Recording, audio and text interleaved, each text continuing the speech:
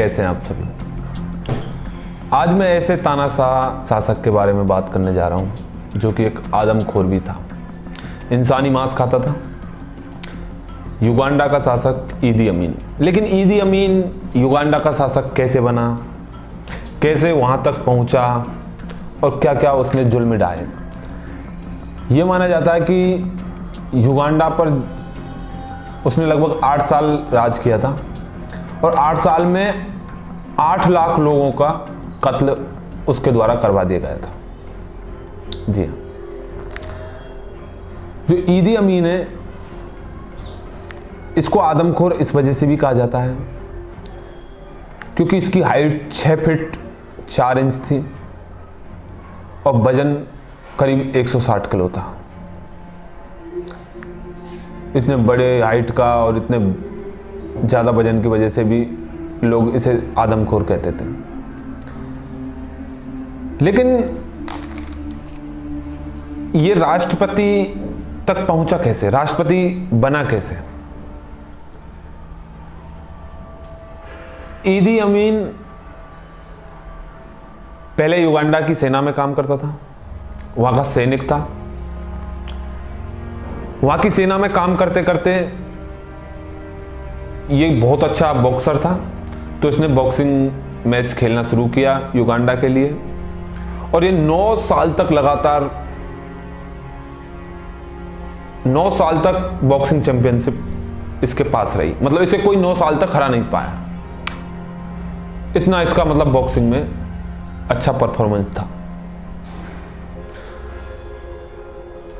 अब इस बात का मिल्टन ओवेटिक जो वहाँ के राष्ट्रपति थे उनको पता चला कि भाई ईदी अमीन जो कि बहुत अच्छा बॉक्सर है, सेना में भी उसकी काफ़ी ख्याति बढ़ती जा रही थी, उसकी वजह से लोग उसे पसंद करने लगे थे। और मिल्टन ओवेटिक ने उसे सेना का जनरल बना दिया। ये सबसे बड़ी गलती मिल्टन ओवेटिक थी। मिल्टन ओवेटिक जो वहां के राष्ट्रपति थे उनकी सबसे बड़ी गलती ये थी कि उन्होंने उसे सेना का जनरल बना दिया। अब वापस सैनिक तख्ता पलट चलता था, सेना का जनरल ईदी अमीन है। मिल्टन ओवेटिक बाहर गए हुए थे, बाहर दौरे, विदेश दौरे पे गए हुए थे और उसने तख्ता पलट कर दिया। मात्र 3 घंटे लगे उसको पूरे युगांडा में कब्जा करने पे। युगांडा की राजधानी पर उसने अपनी सेना उतार दी और वहां रोड पे सेना मार्च करने लगी। लोगों में खुशी भी थी, शायद सेना के डर की वजह से, लेकिन लोग ये सोच रहे थे नेशनल चैंपियनशिप बॉक्सर है, युगांडा के लिए कुछ अच्छा करेगा, युगांडा के लिए कुछ ऐसा अच्छा करेगा कि युगांडा तरक्की करे। लेकिन ये सब गलत था, उनकी सोच पर खरा नहीं उतर सका वो।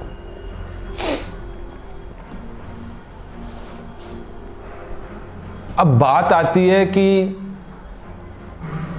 क्या वो आदमखोर था, क्या वो इंसानी मांस खाता था? तो इसके कुछ सबूत हैं। वो एक डॉक्टर जो कि उनके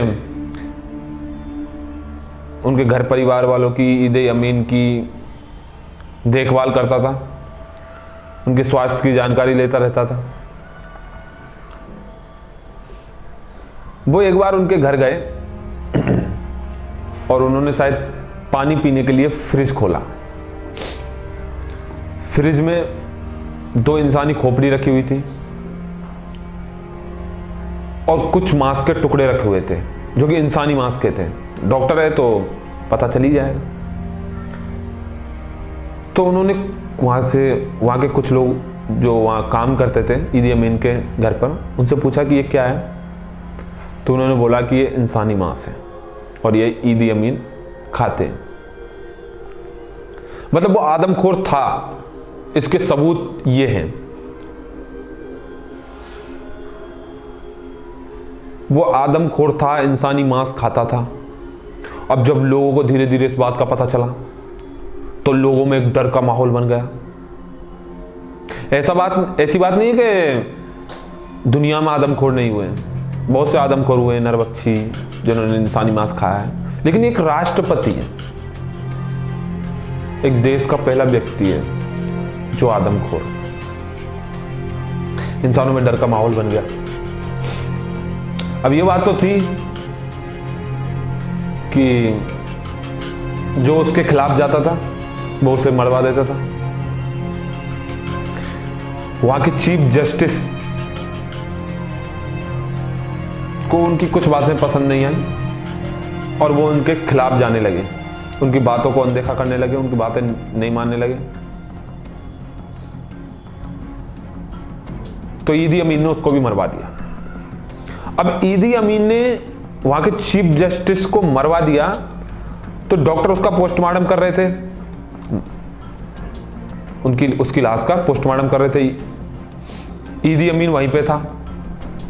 ईदी अमीन आया पोस्टमार्टम के टाइम पर और बोला कि डॉक्टरों को बोला कि आप बाहर जाइए। तो वहां के डॉक्टर हैं जो पोस्टमार्टम कर रहे थे, उन्हों का कहना है कि ईदी अमीन ने चीफ जस्टिस का मांस भी खाया था, कुछ हिस्सा खाया था। ये उनके पुख्ता जो सबूत हैं कि वो एक आदमखोर था, उसके पुख्ता सबूत, ये 2 सबूत हैं जो डॉक्टरों द्वारा बताए गए हैं।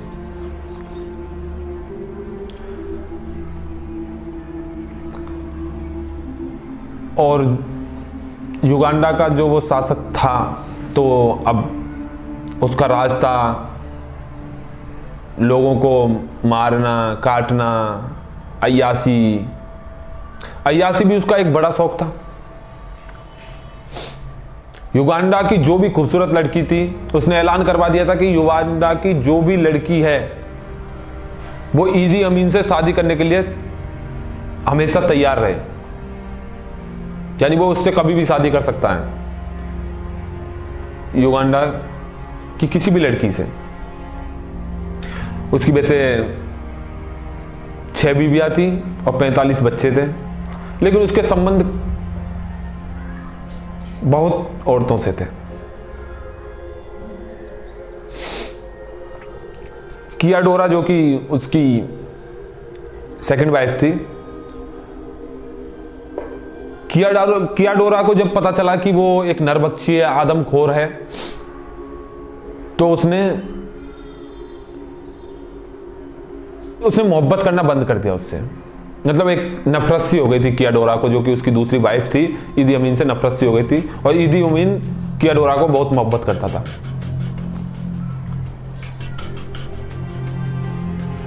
उनके घर पे काम करने वाले एक शख्स से किया डोरा को मोहब्बत हो गई। जब ईदी अमीन को यह बात पता चली कि उनकी वाइफ और घर के किसी नौकर के साथ अफेयर चल रहा है, तो ईदी अमीन ने उन दोनों को ऐसी सजा दी थी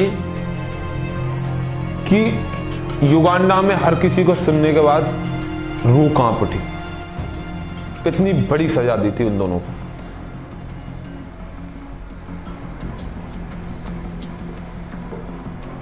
अब तकरीबन 4 साल हो चुके थे ईदी अमीन को राज करते हुए,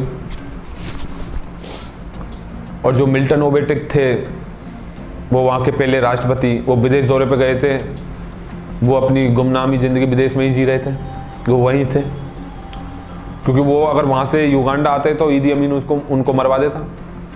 इस वजह से वो विदेश में ही थे। तकरीबन 4 साल बाद उन्होंने एक ऐलान करवाया कि जो भी हिंदुस्तानी युगांडा में रहते हैं, जो भी हिंदुस्तानी युगांडा में रहते हैं, वो 90 दिन के अंदर अंदर, यानी 3 महीने के अंदर अंदर युगांडा छोड़कर चले जाएं। अब ये बात, वहां पे कुछ 1 लाख हिंदुस्तानी रहते थे। हिंदुस्तानी वहां पे अपना खुद का बिजनेस करते थे, वहाँ पे उनकी दुकानें थी, घर ज़मीन थी, सभी चीज़ थी। उस टाइम पे इंडिया की प्राइम मिनिस्टर इंदिरा गांधी थी और 90 दिन के अंदर अंदर जाना है और सिर्फ 2 ही सूटकेस में सामान ले जा सकते हो। अगर तीसरे सूटकेस में अगर आप सामान लेके गए कोई भी हिंदुस्तानी तो उन्हें मार दिया जाएगा, और 90 दिन से 91 दिन भी हो गए तो उन्हें मार दिया जाएगा। यह बात हिंदुस्तान तक पहुंची। इंदिरा गांधी ने कदम उठाए और अपने जो भी नागरिक थे उनको बुलाए। कुछ ब्रिटेन चले गए युगांडा से,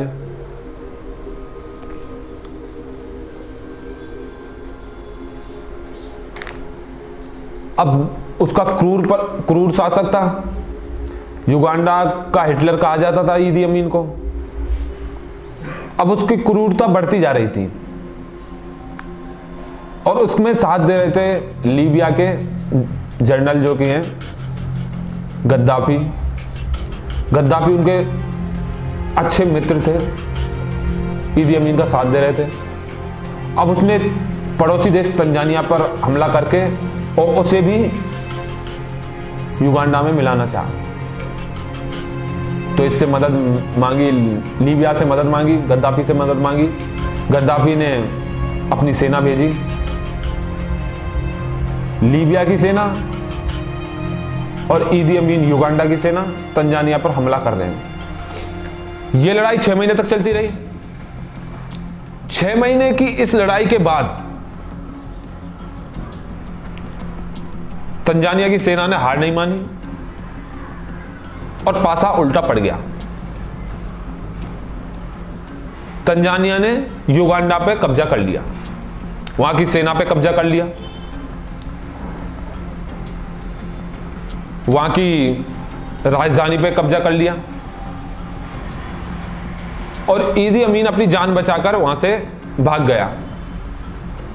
उसका दोस्त गद्दाफी था तो गद्दाफी के पास लीबिया में जाकर पहुंच गया। वहां जाने के बाद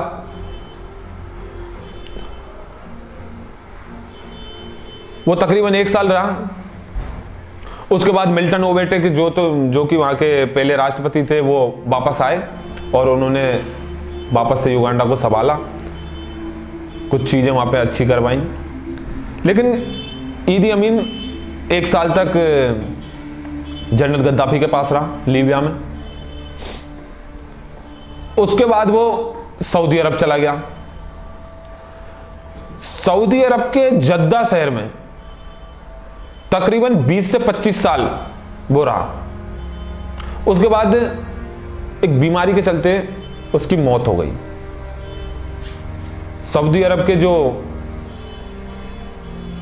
वहां के राजा थे उन्होंने उनकी सुरक्षा बढ़ा रखी थी, क्योंकि ईदी अमीन के दुश्मन बहुत थे उसकी क्रूरता की वजह से। अब वो जद्दा शहर में रहते रहते 20-25 साल बाद उसकी मृत्यु हो गई। मृत्यु होने का कारण था बीमारी की वजह से ईदी अमीन की मौत हो गई। लेकिन एक नरभक्षी शासक जो कि इंसानों का मांस खाता हो, ऐसा राष्ट्रपति सिर्फ और सिर्फ ईदी अमीन है। ईदी अमीन की वजह से युगांडा के लोग आज भी उनकी रूह कांपती है। ईदी अमीन की क्रूरता इतनी बढ़ गई थी वो उसको वहां का हिटलर कहा जाने लगा। और ईदी अमीन की जन्म की कोई खास तारीख नहीं है, क्योंकि एक बहुत ही गरीब फैमिली से बिलोंग करता था और एक गरीब फैमिली से बिलोंग करते करते राष्ट्रपति तक पहुंचा, राष्ट्रपति पद तक पहुंचा। तो एक ईदी अमीन की कहानी थी जो कि एक नरभक्षी था, इंसानों का मांस खाने वाला था। आपको स्टोरी कैसी लगी हमें कमेंट करके जरूर बताएं, आपकी राय क्या है, और चैनल को लाइक शेयर सब्सक्राइब करना ना भूलें। और हाँ, कमेंट करके हमें यह भी बता सकते हैं कि अगली स्टोरी किसके ऊपर बनानी है।